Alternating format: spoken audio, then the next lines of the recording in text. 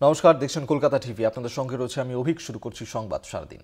চাকরি পেলেন ভাঙড়ের নিহত তৃণমূল নেতার স্ত্রী খাদিজা বিবি। নিজের কোটায় চাকরি দিলেন মুখ্যমন্ত্রী। নিহত তৃণমূলের অঞ্চল সভাপতি রাজ্জাক খান তার খুনের পরেই তার পরিবারের পাশে দাঁড়ান মুখ্যমন্ত্রী মমতা বন্দ্যোপাধ্যায়।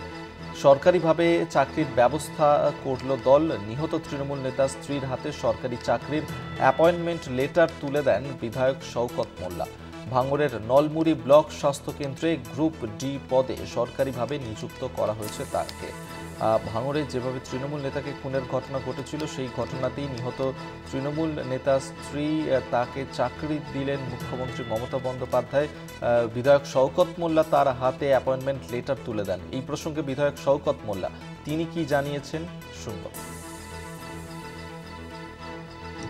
দেখুন, আমি এই অ্যাপয়েন্টমেন্ট লেটারটা এটা জয়েন্ট লেটার। জয়েন্ট লেটার দেখাচ্ছে। আমার পাশেই খাদিজা আছে, শহীদ রাজ্জাক খানের স্ত্রী। আমার বাঁদিকে রাজ্জাক খানের ভাই আছেন, আমার ডান দিকে রাজ্জাক খানের শালা আছেন, দুজনই আছেন, ওরাও দুই ভাই আছে। গোটা পরিবার আমার পাশে আছে, মেয়ে আছে। এইটা দেখার পরে আমার মনে হয় অসভ্যতা, যে নোংরামি, যে বাদরানি করছে নওশাদ সিদ্দিকী, নিশ্চিতভাবে এটা দেখার পর সে অন্তত এই ধরনের খুন নিয়ে, মার্ডারার নিয়ে রাজনীতি করবে না।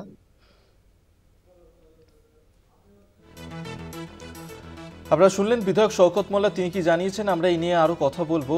জাহাঙ্গীর হোসেন আমাদের সঙ্গে টেলিফোনে রয়েছেন প্রতিনিধি। জাহাঙ্গীর, যেভাবে তৃণমূল নেতাকে খুনের ঘটনা ঘটেছিল ভাঙড়ে, তারপরে নিহত তৃণমূল নেতার স্ত্রীর হাতে চাকরির নিয়োগপত্র তুলে দিলেন, পরিবারের তরফ থেকে কি বলা হচ্ছে, কতটা? দেখো, তোমাকে জানিয়ে দিই যে কিছুদিন আগে ভাঙড়ের তৃণমূল নেতা রাজ্জাক খানকে খুন করা হয়েছিল। সেই ঘটনার পর থেকে পরিবার কিন্তু যথেষ্ট শোকাহত ছিল।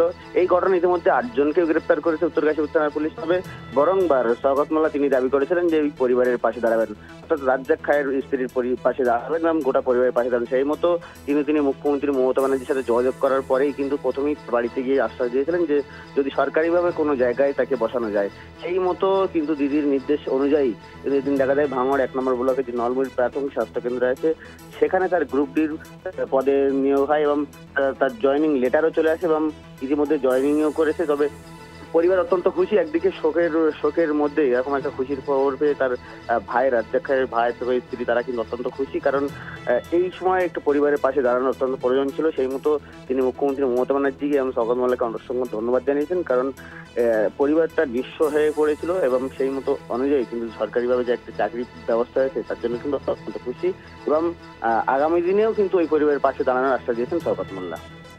ধন্যবাদ তোমায়। জাহাঙ্গীর হোসেন আমাদের সঙ্গে টেলিফোনে ছিলেন প্রতিনিধি।